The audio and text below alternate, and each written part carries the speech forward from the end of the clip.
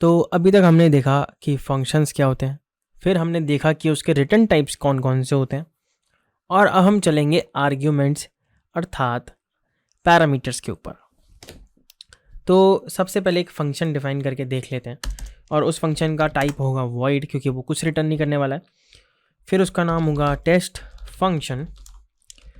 फिर वो लेता है एक इंट नम वैल्यू या एज वैल्यू, अब थोड़ा अच्छे से वेरिएबल के नाम रखेंगे। फिर लिखेंगे स्ट्रिंग नेम। फिर वो करता है प्रिंट इस एज को, और यहाँ पे हम लिखते हैं एज, फिर कोमा लगा के हम लिख रहे हैं नेम, और फिर प्रिंट कराएंगे नेम को। तो इसको करें फॉर्मेट। तो हमने एक फंक्शन बना लिया जिसका नाम है टेस्ट फंक्शन। अब हम इस टेस्ट फंक्शन को यहाँ पे कॉल करेंगे, और हम यहाँ पे लिखेंगे एज 10 साल और नारुतो, क्योंकि आजकल मैं नारुतो देख रहा हूँ। तो अब हम इसे रन करेंगे, और यहाँ पे हम देख सकते हैं कंसोल पे क्या प्रिंट होता है। ठीक है, तो हमारा जो फंक्शन था वो एकदम सही चल रहा है। तो मैंने आपको बोला कि ये जो लेसन है ये होगा किसके ऊपर, आर्ग्यूमेंट्स के ऊपर। तो 3 तरीके के आर्ग्यूमेंट होते हैं। पहला होता है पोजिशनल, फिर होता है आपका नेम्ड, आप आर्ग्यूमेंट को पैरामीटर भी बोल सकते हैं, कोई दिक्कत नहीं है, नेम्ड, और तीसरा होता है ऑप्शनल।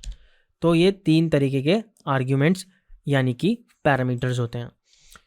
तो पैरामीटर मैंने आपको बताया था क्या होता है, जो इस छोटे छोटे पैरेंथेसिस के अंदर होते हैं, ये वेरिएबल्स, टेम्पररी वेरिएबल्स। तो सबसे पहले पोजिशनल की बात करते हैं। तो ये आप जो देख रहे हैं ये पोजिशनल ही है। तो यहाँ से अगर मैं ये वैल्यू हटा दूँ तो हम यहाँ पे देखेंगे छोटा सा एरर आएगा, कहेगा 2 positional arguments expected but 0 found. कहने का मतलब भाई इसको दो वैल्यू चाहिए थी या 2 आर्ग्यूमेंट चाहिए थे, पर तुमने कुछ भी नहीं दिया, तो ये चलेगा ही नहीं प्रोग्राम। पर हम क्या है, हम बहुत तेज़ लोग हैं, हम इसे ट्राई करेंगे रन कराने का और देखेंगे यहाँ पे एरर कैसा आता है। तो ये देख सकते हैं एरर आई गया, क्योंकि मैंने आपको बोला जब कंपाइल ही नहीं हो रहा है तो ये रन कैसे होगा। ठीक है, तो अब हम करेंगे इस फंक्शन को वापस से ठीक, और यहाँ पे हम इसको वापस से ठीक करते हैं।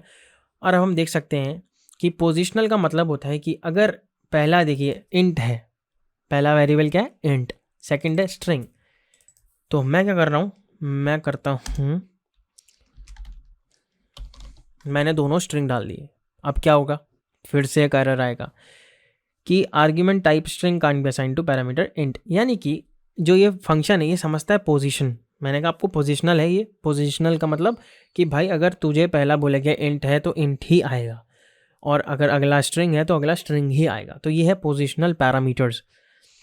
तो इसको वापस से ठीक करते हैं और इसको रन कर लेते हैं। तो हमारा पोजिशनल हो गया डन। अब चलते हैं नेम्ड के ऊपर। नेम्ड हम इस पूरे कोर्स में ही सबसे ज़्यादा यूज़ करेंगे नेम्ड। हम पोजिशनल भी करेंगे बट छोटे छोटे फंक्शंस में, पर नेम्ड हम सबसे ज़्यादा यूज़ करेंगे।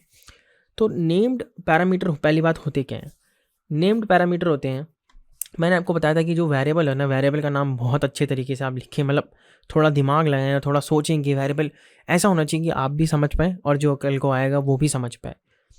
तो इस केस में हम समझ सकते हैं कि एज एक एज है और नाम एक नेम है।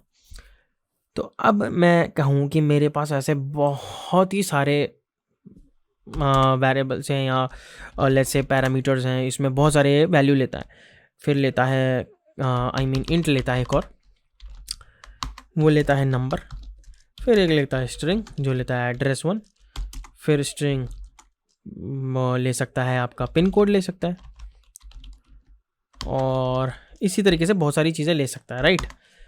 अब इसे फॉर्मेट करके देखते हैं। तो अगर मानो मेरे पे ऐसी 10 15 20 बहुत सारे वेरिएबल हैं, तो मैं कितने लिखूंगा और मुझे कितने याद होंगे कि भाई पहले इंट आएगा, फिर स्ट्रिंग आएगा, फिर इंट स्ट्रिंग स्ट्रिंग। तो यहाँ पे आती है बात नेम्ड की। तो नेम्ड जो पैरामीटर होते हैं या जो नेम्ड आर्ग्यूमेंट्स होते हैं वो बहुत ईजी होते हैं समझने, क्योंकि वो उसी वेरिएबल का नाम होता है। तो अब हम इसे नेम्ड बनाएंगे। तो मुझे नेम्ड बनाने के लिए सबसे पहले जो भी मेरा पहला कह सकते हैं आप जो वैल्यू है या वेरिएबल है उसको डिफाइन करने से पहले आप लगाएंगे करली ब्रेसेस। इसी पैरामीटर के अंदर देख रहे हैं आप, इसी के अंदर करली ब्रेसेस, और जहाँ पे वो एंड हो रहा है नाम करली ब्रेसेस अगेन। तो अब क्या होगा कि ये एक नेम्ड पैरामीटर बन जाएगा। तो यहाँ पे देख सकते हैं बहुत सारे एरर आ गए कि parameter age can't have a value of null because of its type. अभी क्या है, ये नॉन नल वैल्यूज़ हैं, यानी कि इंटीजर चाहिए तो मतलब चाहिए ही चाहिए। तो अब ये एरर को ठीक करने की क्या होता है कि मानो कभी कभी किसी प्रोग्राम में कोई भी यूज़र ने कोई वैल्यू, हमसे गलती हो जाए या हम ही मिस आउट कर जाएं कि यार एज की वैल्यू डाली ही नहीं, तो एज नल होगी तो ये पूरा प्रोग्राम रुक जाएगा, राइट, यहाँ तक। तो इसको मैं रन भी करना चाहूँ तब भी कुछ नहीं होगा। तो मैं क्या करूँगा, एक मतलब मैं इसको लिटरली बोलता हूँ एक सेफ, मतलब आपका फेल सेफ कुछ होता है ना, क्या बोलते हैं उस वर्ड को, मैं भूल गया हूँ। तो उसके लिए क्या करते हैं, आप एक टेम्परेरी या एक डिफ़ॉल्ट वैल्यू उसे असाइन करते हैं कि भाई अगर गलती से यूज़र ने नल भी दे दी तो ये इसकी वैल्यू होगी।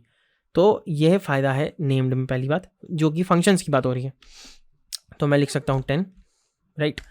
फिर इसी तरीके से मैं नाम लिख सकता हूँ नेम इक्वल्स टू हो सकता है यूज़र, फिर उसका नंबर हो सकता है समथिंग समथिंग, राइट।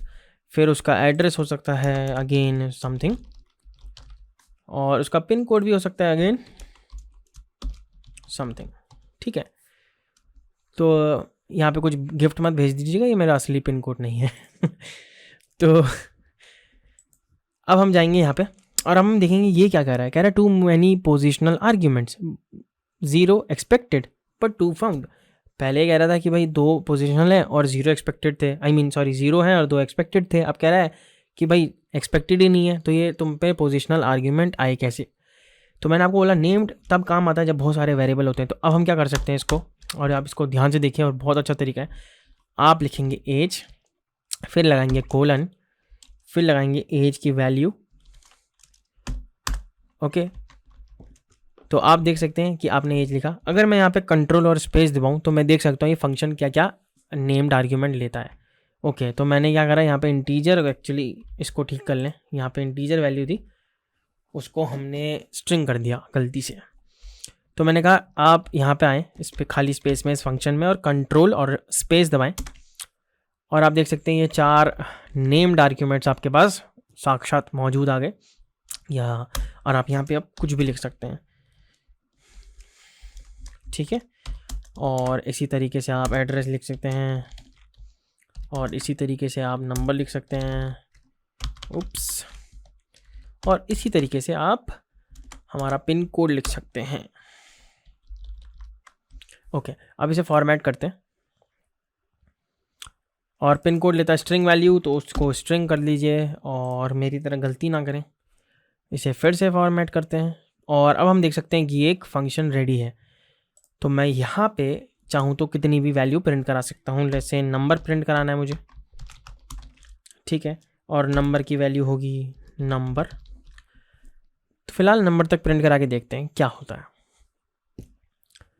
तो आप देख सकते हैं सब कुछ सही आया। अब मैंने आपको बोला था कि हमने ये वैल्यू क्यों डाली है, इन केस यूज़र ने ये वैल्यू दी ही नहीं, और ये हमें ध्यान रखना होता है। पर अगर गलती से ऐसा हो गया कि हम भी मिस आउट कर गए, तो अब देखिए नेम कितना सही रहता है कि अब मैं यहाँ पे रन करूँ तो नेम क्या आएगा, यूज़र, यानी कि उसने उठाई डिफ़ॉल्ट वैल्यू बिकॉज हमने यहाँ पे वैल्यू दी ही नहीं। तो ये है नेम्ड आर्ग्यूमेंट या नेम पैरामीटर्स। अब चलते हैं फाइनल ऑप्शनल के ऊपर। ऑप्शनल इज़ लिटरली ऑप्शनल, हम बहुत ही कम यूज़ करेंगे अगर बहुत ही कुछ ज़्यादा इंपॉर्टेंट चीज़ आ गई। तो ऑप्शनल का मतलब आप समझ सकते हैं, ऑप्शनल मतलब यार तुम्हें देना है तो दो, नहीं देना तो हमें इतना फ़र्क नहीं पड़ता, इस फंक्शन को इस फ़र्क नहीं पड़ता। तो ऑप्शनल के लिए जैसे हमने इसके लिए कर्ली ब्रेसेस लगाया, तो मान लो हम पे दे एज तो नहीं, यहाँ पे स्ट्रिंग नेम था। अब मैं चाह रहा हूँ नंबर ऑप्शनल है, हो सकता है यूज़र इनपुट करे ना करे, हमें कोई फ़र्क नहीं पड़ता, हमने वैसे ही प्रिंट नहीं कराना था उसे। तो उसके लिए क्या होता है, हम लगाते हैं स्क्वायर ब्रेसेस। जैसे इससे पहले हमने नेम्ड के लिए कर्ली लगाए, इसमें आता है स्क्वायर। और यहाँ पे मैं लिख सकता हूँ इंट नंबर। तो अब ये कह रहा है कि इंट नंबर फिर से नल नहीं हो सकता जी, तो आपको कुछ वैल्यू देनी पड़ेगी इसे। तो आपने एक वैल्यू दे दी। अब इसे फॉर्मेट करते हैं तब तक, और देखते हैं कि अब यहाँ पे जितने एरर हैं इन्हें हटाते हैं। अब सिंस ये पोजिशनल आर्ग्यूमेंट्स हो गए हैं और ये ऑप्शनल हो गया है, इसको हम फिर से देखते हैं। तो पोजिशनल के लिए अब इस सब को हटाएं और यहाँ पे पहले इंटीजर एज लिखें जो कि 21 होगी, पता नहीं किसकी है, और फिर लिखें नाम नारुतो और फिर है यहाँ पे नंबर। अब आप चाहो तो ये नंबर दो और आप चाहो तो ये नंबर ना दो, कोई फ़र्क नहीं पैंदा। तो इसे रन करते हैं और यहाँ पे प्रिंट आउट देखते हैं। तो हमारा इसने ऑप्शनल उठाया है। और अगर मैं यहाँ पे कोई वैल्यू दे दूँ 002020, तो लेट्स सी कि रन करा के क्या होगा। एंड तो हम देख सकते हैं इसने उठाया 2020 because since it's a number, तो उसने 0 वैसे ही इग्नोर मार दिया। तो अगर इसके आगे 1 लगा दे तो इसे इग्नोर नहीं मारेगा ये। तो ये है हमारे 3 पैरामीटर्स और या 3 आर्ग्यूमेंट्स जो आपको ध्यान में रखने हैं। तो मैंने आपको बताया पोजिशनल इज़ हम बहुत फ्रीक्वेंटली यूज़ करेंगे और नेम्ड हम तब यूज़ करेंगे जब हम एक्चुअली मॉडलिंग पे आएंगे, और ऑप्शनल हम थोड़ा कम यूज़ करेंगे पर ज़रूरत पड़ेगी तो हम उसे भी देखेंगे। तो ये थे हमारे तीनों तरीके के फंक्शंस हमारे कंप्लीट हैं और अब हम आगे देखेंगे बाकी चीज़ों पे।